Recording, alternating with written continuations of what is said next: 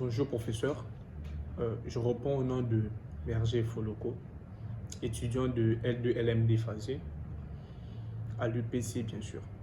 En ce jour, je vais vous présenter mon TP qui consiste à expliquer les éléments essentiels de Garrett Morgan intitulé Les images des organisations.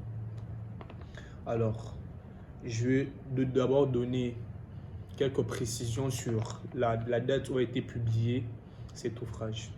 Alors, l'ouvrage de Garrett Morgan a été publié initialement en 1986.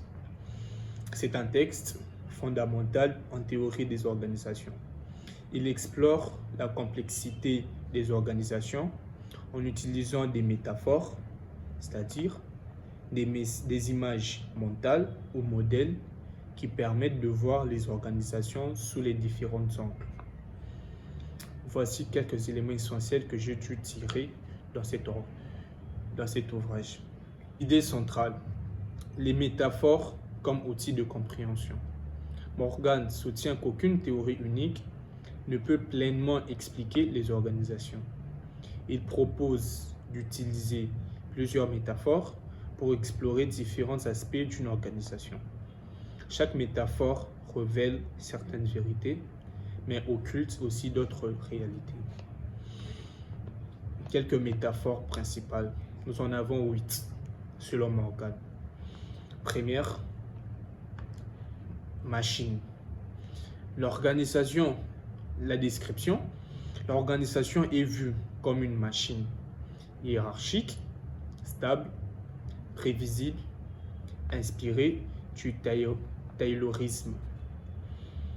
Deuxième métaphore, l'organisme. L'organisation est un système vivant, s'adaptant à son environnement, représente la pensée systématique. 3. Cerveau. Organisation comme système de traitement des informations, favorisant l'apprentissage et la décentralisation. 4. Culture.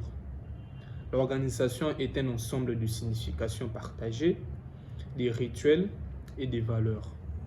5. Système politique. L'organisation est un lieu de pouvoir et conflit et de négociation. 6. Prison psychique. L'organisation enferme ses membres dans des habitudes, des peurs ou des schémas inconscients. 7. Flux et transformation.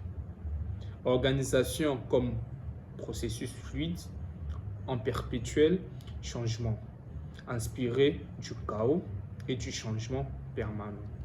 7 et 8 pour finir, instrument de domination. L'organisation est un outil d'exploration ou de contrôle. Exemple, pouvoir, capitaliste, oppression. Je vais chuter par les apports théoriques. Il s'appuie sur des courants variés, comme systématique, la psychanalyse, la théorie critique, la cybernétique et plein d'autres. Il a influencé le management, la sociologie, les organisations, le leadership et la stratégie. Mais il a aussi introduit une pensée non linéaire, non réductionniste dans un domaine souvent dominé par des modèles rigides. En guise de conclusion, cet ouvrage nous invite à voir les organisations comme des constructions sociales complexes et multidimensionnelles. Il encourage la réflexivité, qui veut dire prendre conscience de la manière dont nos propres façons de penser influencent la manière dont nous agissons dans les organisations. Merci.